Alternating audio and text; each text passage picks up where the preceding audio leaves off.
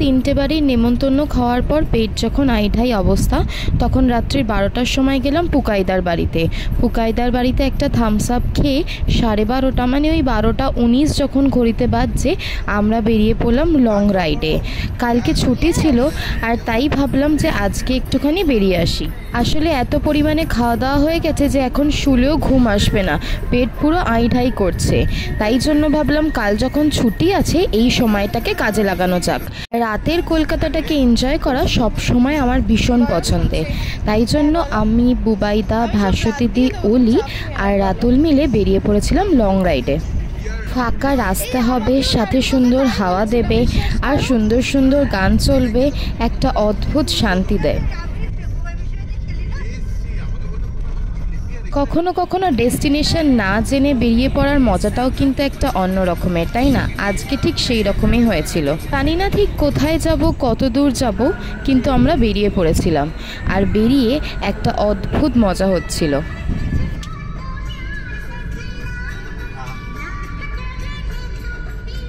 একে বুবাইদা দেখো জামাটাও পর্যন্ত ছাড়িনি, কিন্তু আমার ভাস্বতীদির এতই গরম লাগছিল যে আমরা চেঞ্জ করে বেরিয়েছিলাম।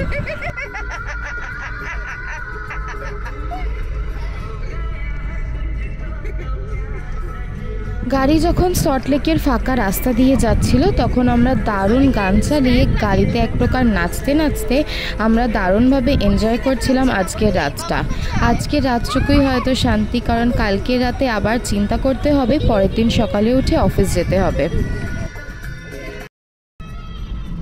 আমরা সল্টলেক করুণাময়ী দিয়ে বেরিয়ে চলে এসেছি এখন নিউ টাউনের রাস্তায়। নিউ টাউনে যখন এসেই পড়েছি তাই ডিসাইড করলাম বিশ্ববাংলা গেটের কাছে যাব। যেহেতু ঠাসা তাই খাওয়ার কোনো প্ল্যানিং নেই। বিশ্ববাংলা গেটে পৌঁছে ওরই নিচে দাঁড়িয়ে একটু হাওয়া খেয়ে খানিক ফটোশ্যুট করে আমরা ফিরে আসবো। আমরা বিশ্ববাংলা গেটের নিচে পৌঁছে গেছি আর দেখো রাস্তা এখন প্রায় ফাঁকা, কারণ এখন ওই 1:30 মতো বাজছিল। পুলিশ কড়া পাহারায় ছিল আর তার মধ্যে আমরা বেরিয়ে পড়েছি। এই রাতের কলকাতাটাকে এনজয় করা সত্যি আমার ভীষণ পছন্দের।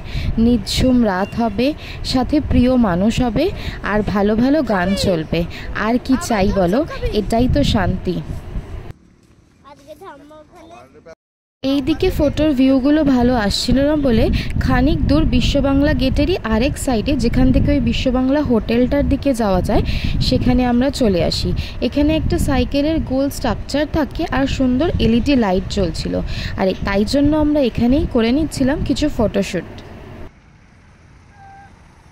আর এই যে বাচ্চাটাদেরকে দেখেছো, এই বাচ্চাটার চোখে না তো ঘুম রয়েছে না কিছু, ও আমাদের মতো খুব রাতে এনজয় করতে ভালোবাসে।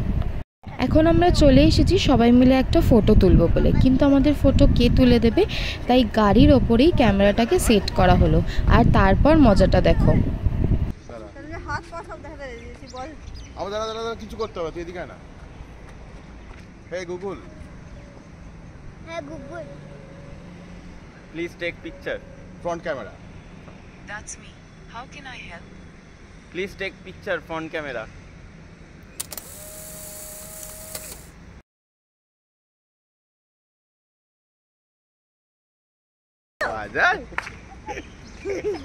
অবশেষে গুগলই আমাদের ভরসা ছিল ছবিটা তুলে দেওয়ার জন্য।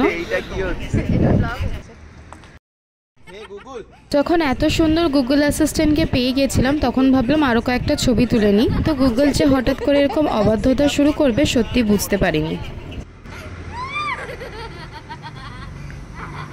Please take a photo in front camera.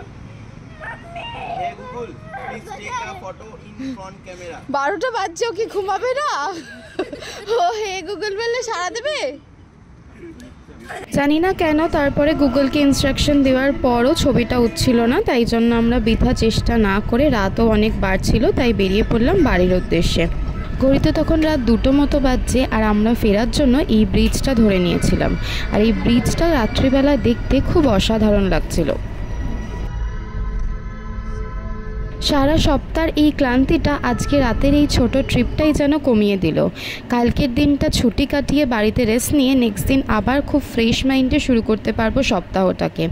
আজকে কাটানো কয়েকটা ছবি তোমাদের সাথে শেয়ার করলাম। আর তোমাদের কিন্তু পরের ব্লগ দেখতে হলে অবশ্যই আমার পেজে চোখ রাখতে হবে, আর তার সাথে সাথে চ্যানেলটা সাবস্ক্রাইব করতে হবে। Bye, good night.